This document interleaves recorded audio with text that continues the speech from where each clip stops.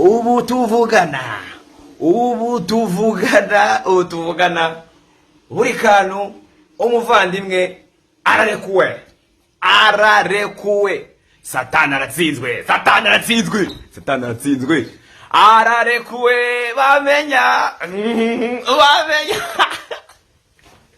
ubu tuvugana buri kantu baramurekuye yeko mureba.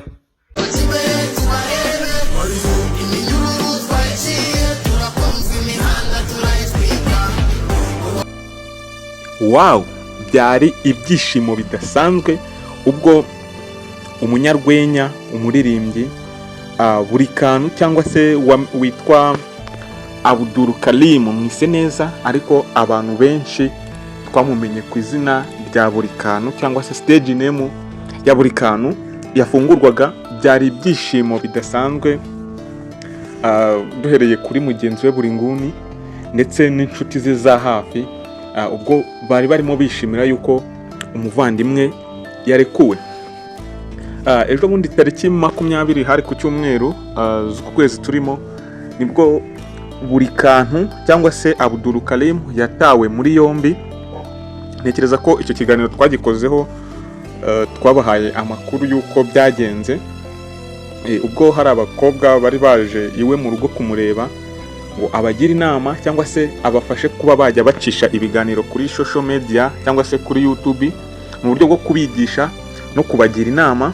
Hanyuma buri kantu akaba yari yabategeye moto ndetse akabagurira n'ibyo kurya cyangwa se na fanta. Hanyuma noneho nk'uko twari babwiye mu kiganiro twakoze nyine cy'uburyo yafunzwemo, hanyuma bakobwa mu biganiro bari bagiye kugirana, kuko bari babiri ariko yari yavuganye n'umwe, mu biganiro bari bagiye kugirana rero nibwo yabwiye umwe ko agomba kujya mu cyumba akaba ariho baganirira, ariko biza kurangira batabyumvikanyeho. Noneho aza gufata umwanzuro wo kubafungirana mu nzu, noneho basaba ko bamusubiza amafaranga yiwe yari yabahaye wenda yo gukonsoma ndetse no gufata moto. Hanyuma birangira nyine batabyumvikanyeho, bakamuha 5, hanyuma we akavuga ko ashaka 7,000. So rero byaje gutuma bahamagara polisi mu buryo bwo kugira ngo barebe ko basohokaho. Hanyuma birangira polisi itaye muri yombi uyu musore. Urumva ubwo akaba yaramaze, ubwo twavuga ko ari iminsi 5 cyangwa 6 ariyo yaramaze afunzwe. Rero amakuru arimo kutugeraho muri aka kanya nuko ubu ngubu buri kantu cyangwa se Abdul Karim ubu ngubu yabashije kuba yagera hanze. Abamukurikira ku mbuga nkoranyambaga mwajye mubibona ko ubu ngubu ari hanze, ko ubu ngubu yabashije kuba yarekurwa. Twari twabasomeye itegeko icyo riteganya kuri kiriya kibazo, nka kiriya cyangwa se cyaha nka kiriya uko bigenda, twagiye tubibasomera. Mwakibaza ngo ese noneho ubu byagenze bite kugira ngo abashe kuba yasohoka ajye hanze? Ntabwo ibi bintu ntabwo byamufashe, byagenze ute? Ushobora kuba wenda mwabyibaza muri ubwo buryo. Ni ukuvuga ngo amakuru atugeraho nuko buri kantu bari abakobwa we kubwe yaciye bugufi yemera ko agomba kuba yabasaba imbabazi bari abakobwa, ndetse bari abakobwa nabo bakavuga ko ibyabaye nta kibazo babifiteho, ko nta kibazo byabateye, ndetse ko bemera kuba basaba, ko bemera kuba bababarira uyu musore.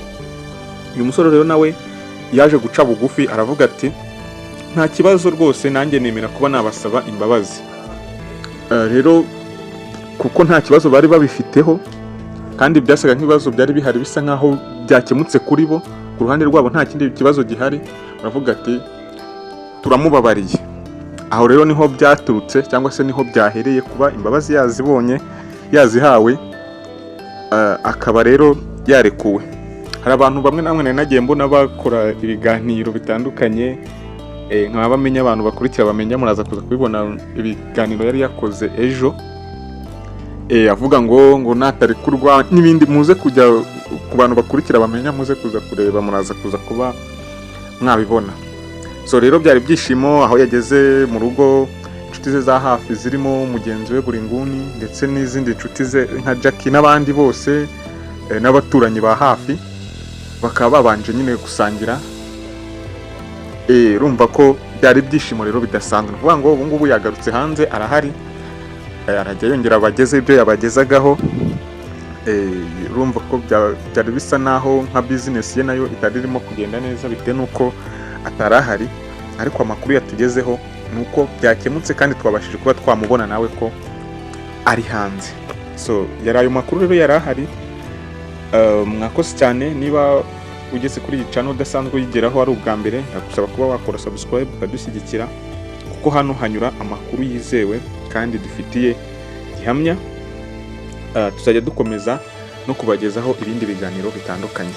Igihe twabanye mu iki kiganiro ni twa Papa Legacy, reka noneho tuzasubire no mu yandi makuru ataha. Ciao ciao, Imana ibarinde.